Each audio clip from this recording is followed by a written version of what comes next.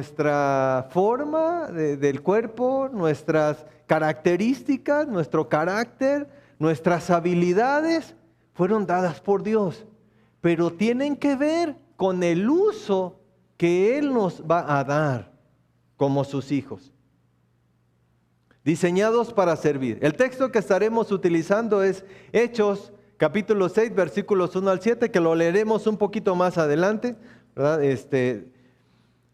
Fue parte de la lectura de hoy, ya fue la lectura, pero lo estaremos leyendo un poquito más adelante. Todos los cristianos están llamados a servir. No es una pregunta, es una afirmación, porque le fue otorgado u otorgados dones. Dones de los cuales, por cierto, daremos cuenta delante de aquel que nos lo dio. Así que más vale que ese don o esos dones sean puestos al servicio del Señor, ¿verdad? Y no vayamos a ser como aquel siervo que corrió y lo escondió. Acabó y dijo, aquí está seguro lo que me has dado, ¿verdad? Cuando regreses yo lo desentierro y aquí lo tienes.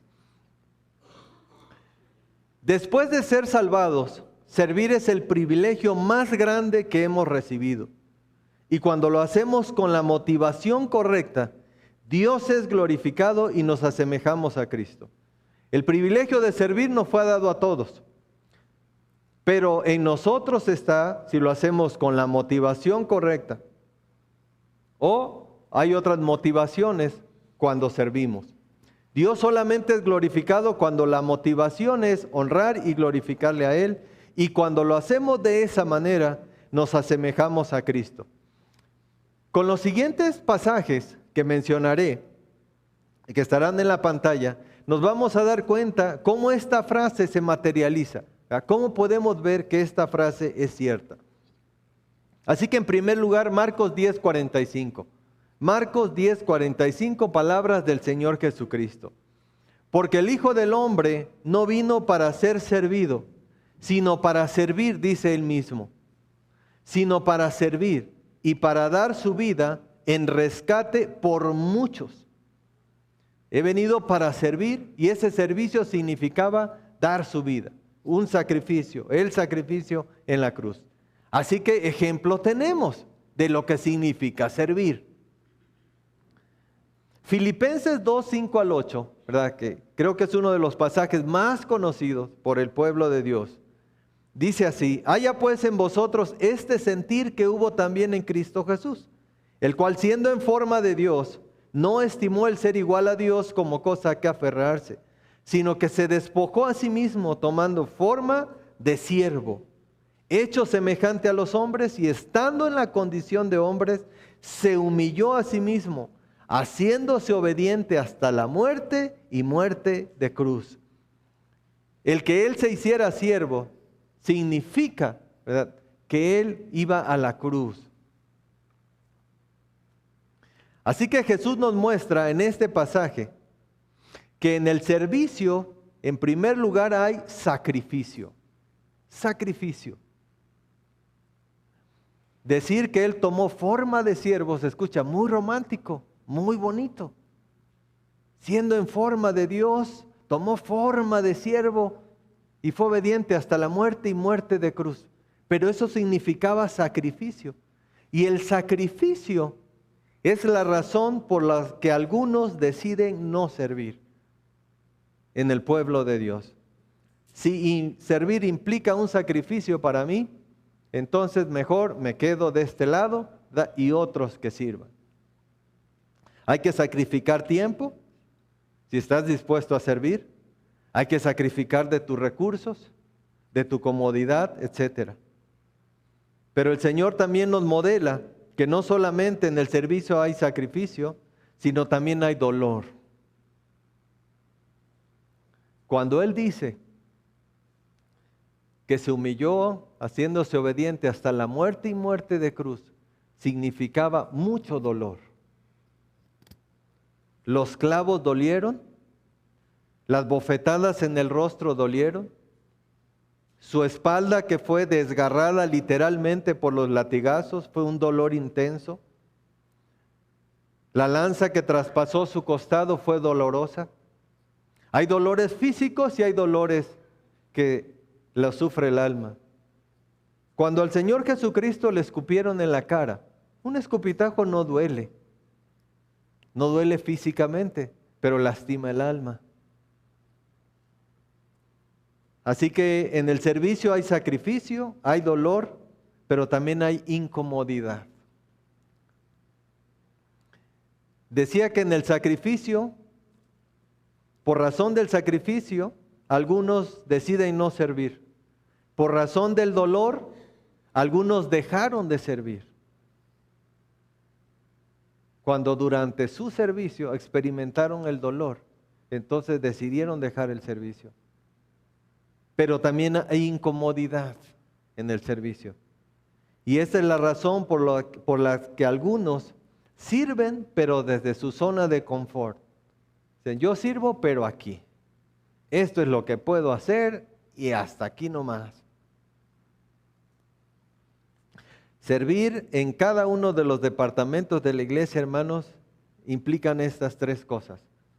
Desde el que sirve en cuna, el que sirve en jóvenes, en escuela infantil, en las mujeres, en el ministerio de la cárcel, en los varones, en todos implica estas cosas. Hay dolor, hay sacrificio y hay incomodidad. Así que pareciera que servir entonces es muy negativo, ¿no? Parece que esto no inspira al servicio. Pero en el servicio, hermanos, la buena noticia es que también hay gozo. Hay gozo y un gozo profundo. El gozo es la razón por la cual los que sirven continúan sirviendo. El gozo. Y solamente podrás experimentar ese gozo cuando sirves. No puedes experimentarlo de otra manera. Aunque alguien te lo diga, aunque alguien te platique lo bello y lo hermoso que es servir, no podrás experimentarlo. Y el Señor Jesucristo es el que nos da ejemplo del gozo en el servicio. Hebreos 12:2, escuche. Hebreos 12:2. Puesto los ojos en Jesús, dice, sigue el ejemplo de Jesús, observa a Jesús, es lo que está diciendo el pasaje. Observa a Jesús en cuanto al servicio, pon tus ojos en Él, obsérvalo a Él, fíjate en Él. Puesto los ojos en Jesús, el autor y consumador de la fe, el cual por el gozo puesto delante de Él sufrió la cruz, menospreciando el oprobio y se sentó a la diestra del trono de Dios. Lo que está diciendo el pasaje es, lo que Jesús veía después de la cruz era a ti y era a mí. Lo que Él estaba contemplando, que después de la cruz tú podrías estar en el cielo y que era la única manera de que tus pecados fueran perdonados y que los míos también. Eso es lo que significa, ¿verdad? Que Él puso el gozo delante y esa es la razón por la cual Él sufrió la cruz y menospreció el oprobio. Todo lo que le hicieron, Él lo soportó porque era la única manera en que tú pudieras tener paz con Dios a través de Él.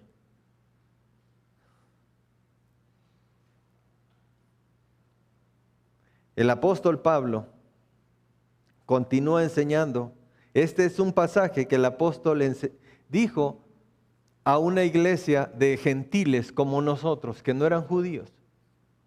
A otra congregación local como nosotros también, que no eran judíos, a los Gálatas les dice lo mismo, pero de esta manera. Gálatas 5, 13 al 14. Ahora les va a explicar cómo se materializa el amor. Gálatas 5, 13 al 14. Porque vosotros, hermanos, a libertad fuisteis llamados, solamente que no uséis la libertad como ocasión para la carne, sino servíos por amor los unos a los otros. El último canto dice que sin amor las manos no ayudan a nadie. Puedes tener muchas habilidades, puedes tener muchos recursos, muchos elementos, pero si el amor no está presente, no sirve de nada.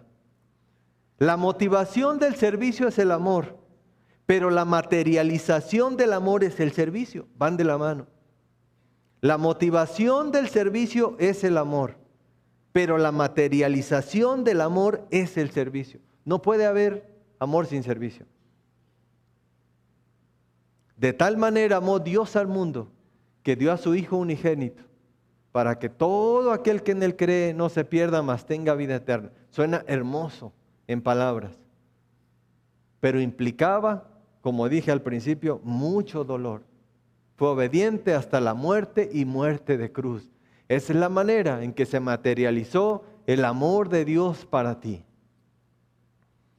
Servíos por amor los unos a los otros, dice Pablo.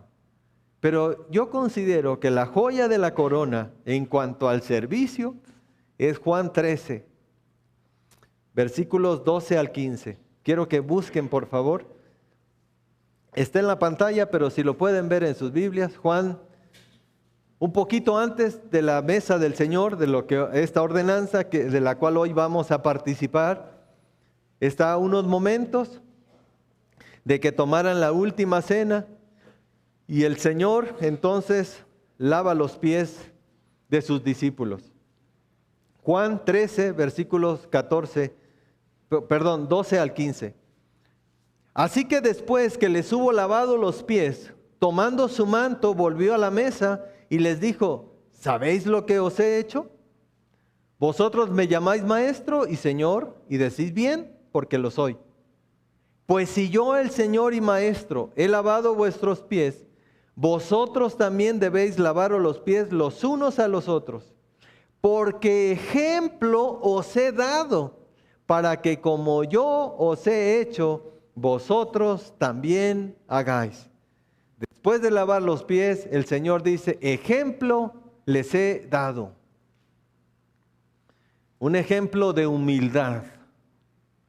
El servicio mutuo en humildad es lo que Cristo manda. Sin lugar a dudas, todo creyente, todo cristiano, estaría dispuesto a lavarle los pies a Jesús si lo tuviera enfrente. Estoy seguro que cualquiera podría hacerlo. Pero el problema es que pocos están dispuestos a lavarse los pies los unos a los otros. Recuerde que el Señor sostuvo tiernamente en sus manos también los pies de Judas.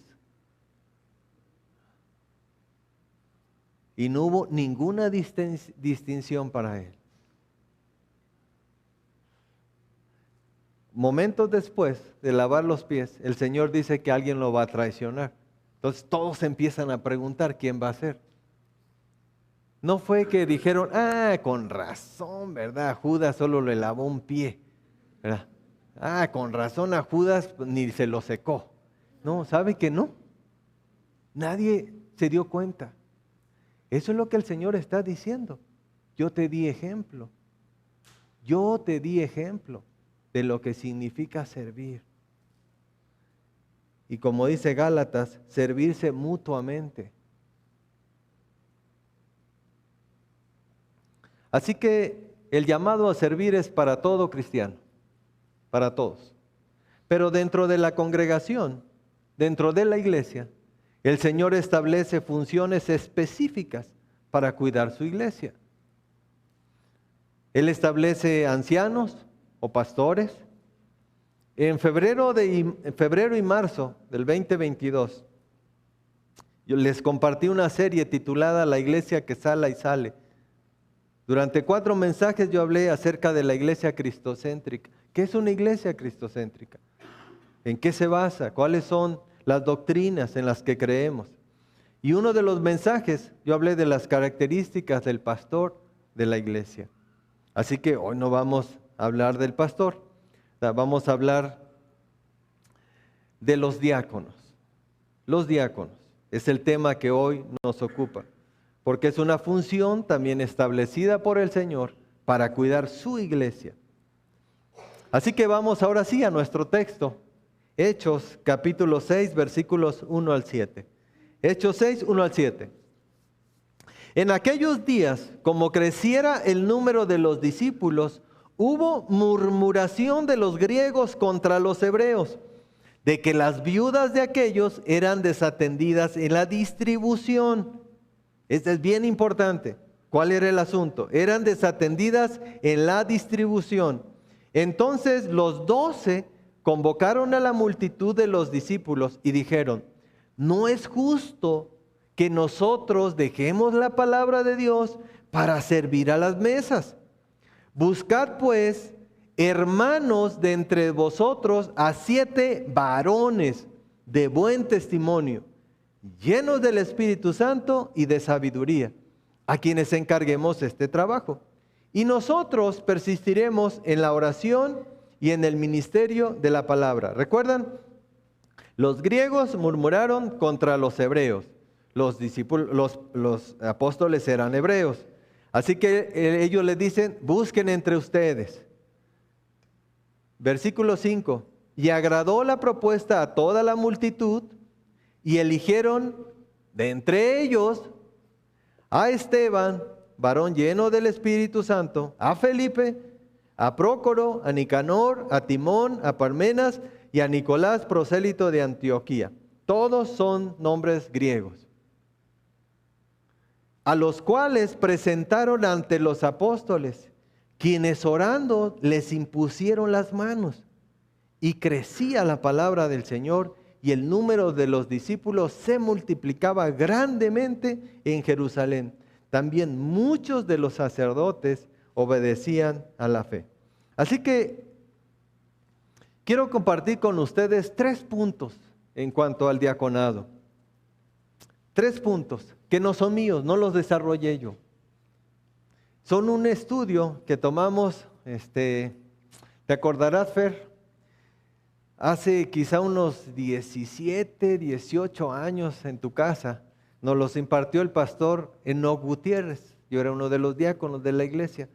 Entonces tuvimos la bendición de que él nos diera este estudio, ¿verdad? Y de ahí tomé los 3 puntos, ¿verdad?, que hoy voy a compartir con ustedes. Así que hago la mención porque la enseñanza no es mía. Muy bien. En primer lugar, el diaconado surgió de una necesidad básica y de una crisis en la iglesia, en la congregación de Jerusalén. Hechos 2:41, después de la venida del Espíritu Santo, Pedro se pone de pie y empieza a predicar a la multitud que está allí. Dice: y así que los que recibieron su palabra ese día fueron bautizados, y se añadieron aquel día como 3,000 personas en ese primer mensaje. Avanzados unos días, Hechos 4:4, pero muchos de los que habían oído la palabra creyeron, y el número de los varones era como 5,000, solo los varones, 5,000. Sigue avanzando los días, Hechos 5:14, y los que creían en el Señor aumentaban más, gran número, así de hombres como de mujeres. Y 6:7 que acabamos de leer, y los discípulos se multiplicaban grandemente. ¿Cuál fue la crisis? ¿Cuál era el problema? El crecimiento. Qué buen crecimiento, qué buen problema para una iglesia, hermanos, ¿verdad? El crecimiento era tanto que entonces vino esta reacción de la murmuración en cuanto a la distribución de la ayuda que se le daba a las viudas. El ministerio de la palabra, de la predicación y la diaconía, el servicio, al parecer estaban en las manos de los apóstoles. Al parecer, por esto, ¿verdad?, que ellos dicen, ellos estaban a cargo de todo este trabajo. Cuando la iglesia creció, hubo problemas en la distribución, se presentaron quejas de desigualdad y de preferencia racial. Recuerdan, los griegos contra los hebreos. Y por cierto, la ayuda que se daba, ¿verdad?, de lo que están hablando, ¿verdad?, no eran limosnas. Lo que están hablando era de los alimentos, diríamos ahora, de las despensas que se hacían para las viudas. Esta era la queja, esto era lo que estaba sucediendo. Era realmente una rivalidad que partía del cuidado que ambos grupos procuraban para los suyos. No sé, ¿verdad? Quizá por ahí alguien de los griegos dijo: mire, yo vi el otro día a Tomás haciendo las despensas, y a una les ponía, a todas de este lado les puso galletas Magma, y a las de este lado les puso animalitos. ¿verdad? No sé, hermanos, en qué consistía, pero obviamente ellos percibían que había una desigualdad en cuanto a las cosas que se estaban dando y al cuidado de las viudas griegas. El ministerio apostólico tenía dos pies, por lo que vemos: la proclamación de la palabra y la diaconía. Ahora, cuando se presenta el problema, ¿verdad?, los apóstoles no dijeron, bueno, pues entonces que se acabe el problema, dejamos de dar esta ayuda, ¿verdad? Y así no hay, no nos metemos en ningún asunto, ¿verdad? Mejor que cese esta ayuda que estamos dando porque ya se convirtió en un gran problema. No fue así. Lo que ellos dijeron es, no es justo que nosotros estemos haciendo todo esto. Los apóstoles, guiados por el Espíritu Santo, entendieron que la solución al problema era una buena organización en la distribución, nada más. Eso era todo lo que había que hacer, organizarse bien. Y la tarea se designó a 7 varones, Pero es tan importante la labor de estos varones. Pareciera que es muy simple, pero para hacer esa labor, hermanos, hubo un evento especial. O sea, los 12 apóstoles llamaron a estos 7 varones, ¿verdad? Yo me imagino que se pusieron de rodillas y les impusieron las manos. ¿Sabes lo que significa eso? Imponer las manos es un respaldo espiritual de la autoridad, ¿verdad?, a quien va a desempeñar esa función. Así que, hermanos, no es tan simple.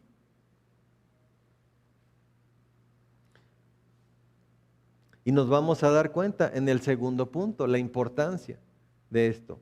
Así que, en segundo lugar, el oficio diaconal se entiende cuando comprendemos el significado del término diácono.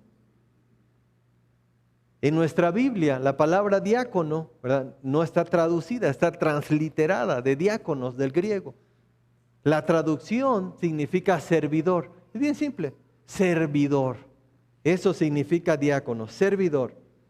En el pasaje que acabamos de leer, también vemos que eran varones que tenían cualidades espirituales, pero también tenían una disposición y preferencia por el servicio, porque fue rápido. O sea, ellos buscaron, cuando ellos les dijeron, busquen entre ustedes, hermanos, fue natural para ellos decir, Esteban, ¿verdad? Prócoro, Parmenas, ¿verdad? Ellos habían dado evidencia de estas cualidades que se requerían, que los apóstoles habían mencionado. En Hechos 6:3 dice, buscad pues, hermanos, de entre vosotros a 7 varones. La misma idea clara de que los diáconos son varones se encuentra en 1 Timoteo 3:2, cuando dice que los diáconos deben de ser maridos de una sola mujer. Así que los apóstoles no fueron ambiguos ni nos dejaron en este pasaje en una laguna de dudas en cuanto al diaconado. Y no es que Pablo posteriormente haya intentado cambiar esta opinión apostólica original para autorizar la ordenación de mujeres al oficio de diáconos cuando menciona a Febe. Hace 8 días el pastor Mario habló acerca de Febe, que posiblemente fue la portadora de la carta a los romanos. En Romanos 16, Pablo en esta ocasión solicita a los cristianos en Roma que den la bienvenida y que sean hospitalarios con Febe.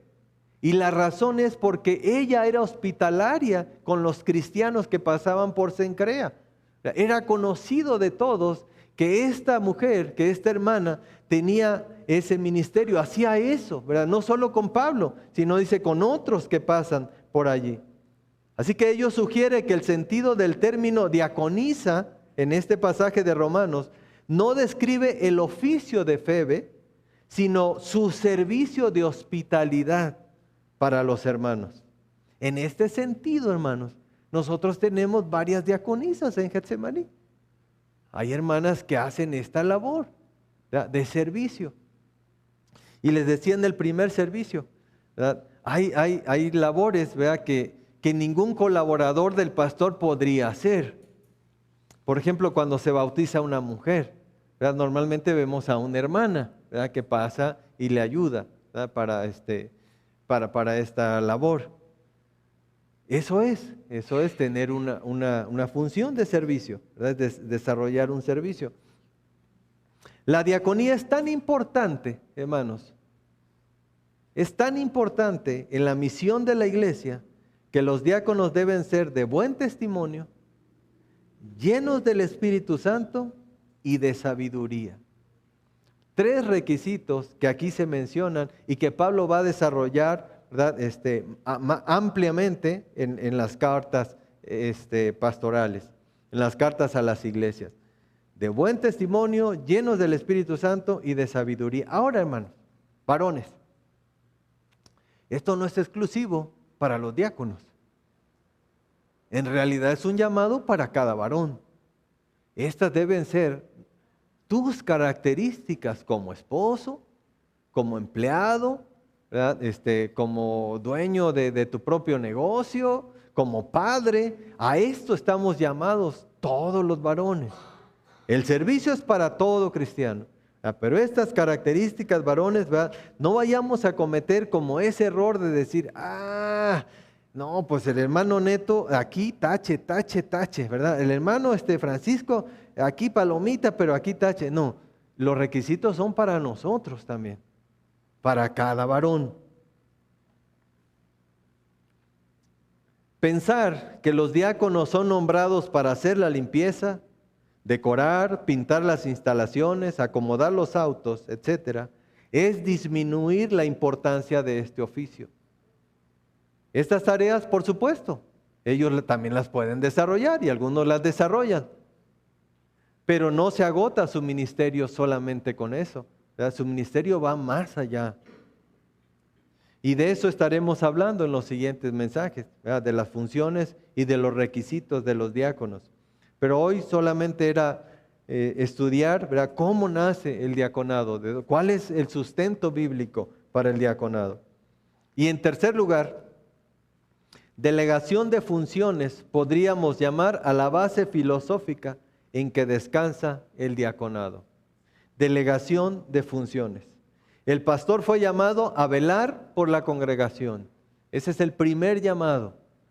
Por eso la palabra que se utiliza es obispo. Obispo, el que sobrevé, un sobreveedor, ¿verdad? Esa cualidad que Dios le da para observar la iglesia, para ver el estado de las ovejas. Velar por la congregación, orar, y le fue asignado el ministerio de la palabra de Dios, la predicación. Al ver el origen del diaconado, notamos la conveniencia de que las cosas materiales y temporales, ¿verdad?, obviamente no sean administradas por los pastores.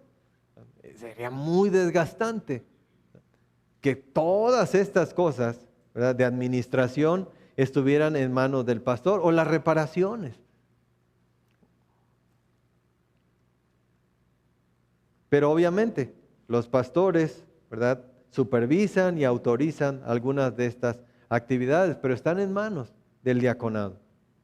En las escrituras, hermano, es bien interesante, ¿verdad?, porque el diaconado, ¿verdad?, no es algo nuevo. La verdad es que lo vemos desde el Antiguo Testamento, estos varones de apoyo. ¿Recuerdan Éxodo 17:8? Éxodo 17:8, ¿sí? Éxodo 17:8.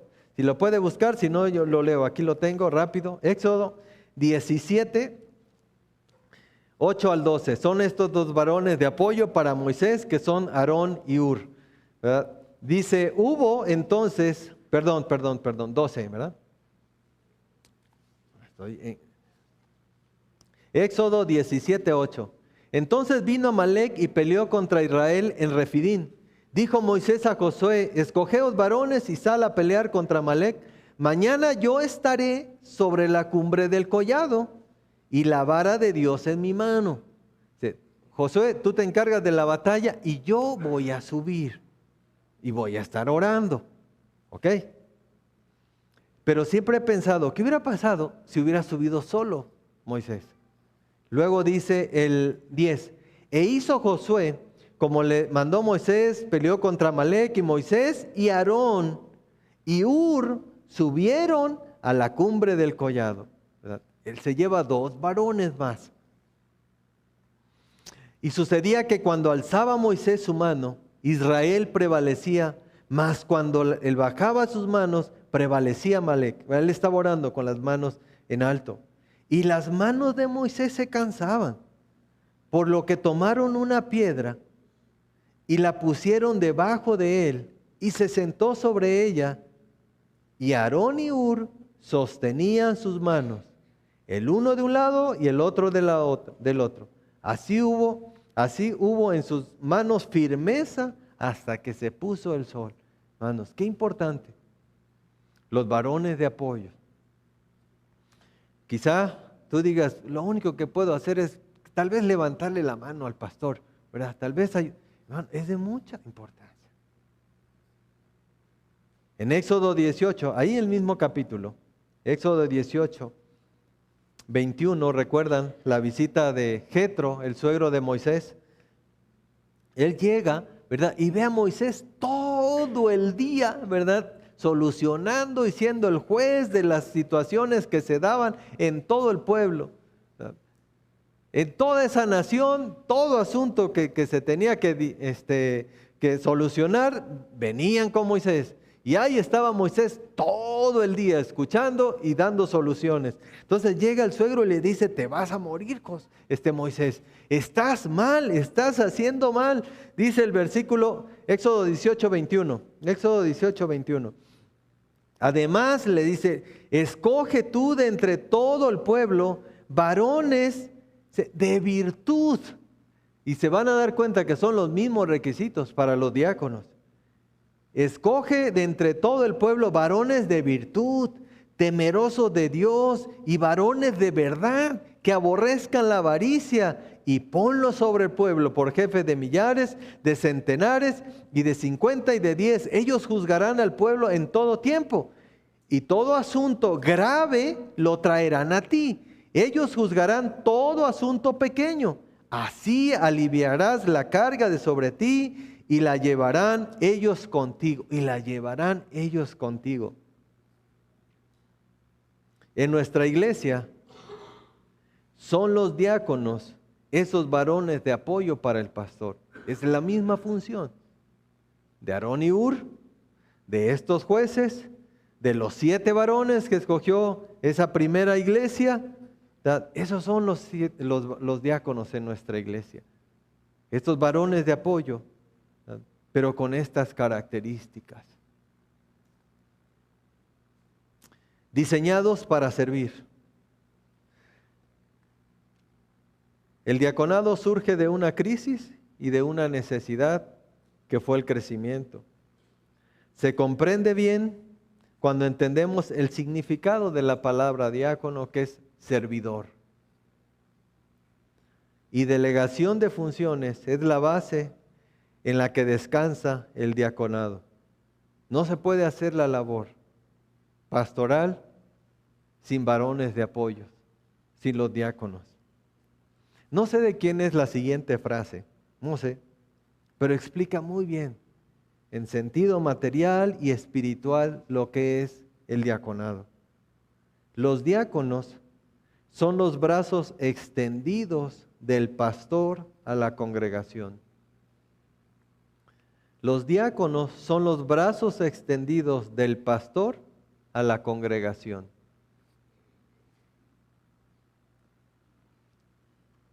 La iglesia es de Cristo. Él la compró con su sangre. Él nos ha redimido. Él nos ha limpiado. Pero también Él se ha provisto de quien cuide a su esposa hasta que Él regrese.